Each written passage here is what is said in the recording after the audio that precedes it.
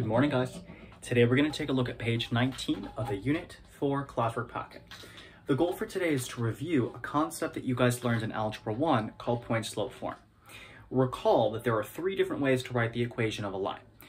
Slope-intercept form, which was the preferred method in Algebra 1, that was y equals mx plus b. Then there was standard form, ax plus by equals c, which was kind of useful for finding x and y intercepts. And last but not least, there's point-slope form, which is useful for writing the equation of a line when I have, oh my gosh, a point and a slope.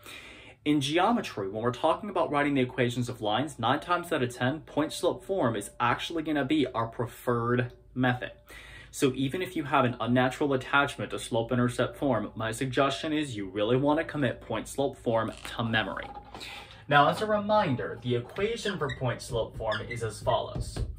Y minus y1 equals m times x minus x1.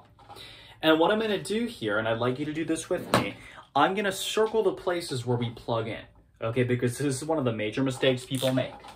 The only places we plug in are the y1, the m, which stands for slope, and the x1, okay?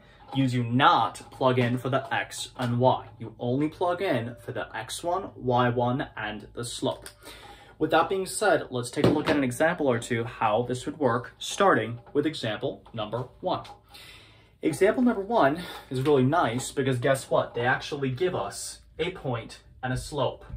They give us the point 4, 1, and they give us a slope of 2. Now, I'm just going to do a little bit of labeling here to show my thought process. The point I'm going to label as x1, y1. The reason for that is to remind myself where I should plug in. So guess what? We're ready to go. We've got a point, we've got a slope. All I got to do is plug in. So y minus, here's the y1, equals 2, parentheses, x minus 4. Bam. Done. Easy peasy. Now, the only slight complication that arises is like with example number 4. So let's take a look at example number 4, just so we can see what we got to watch out for. Example number 4 gives us a point, -8, -1, that has negative coordinates. And we're going to see why that's important in a second. Okay? Now, I'm going to label this x1, y1, just like I did in the previous example. And just like in the previous example, I'm going to start plugging in. So I'm going to have y minus -1 equals, over here I have -3/4, and then x minus -8. Now, it's not considered to be best practice to leave it like this, right? Because you guys all know a way to simplify a minus minus. Instead of writing minus minus, I can rewrite it as a, well, minus a minus gives you a plus. So I can rewrite this as y plus 1 equals -3/4, parentheses, x plus 8. Okay?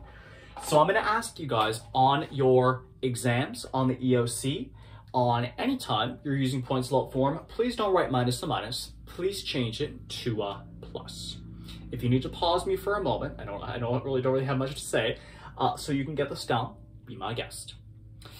Now we're going to take a look at an example or two where you have to use another formula in conjunction with point slope form, right? This was super nice, these two examples, because they gave me the point and they gave me the slope.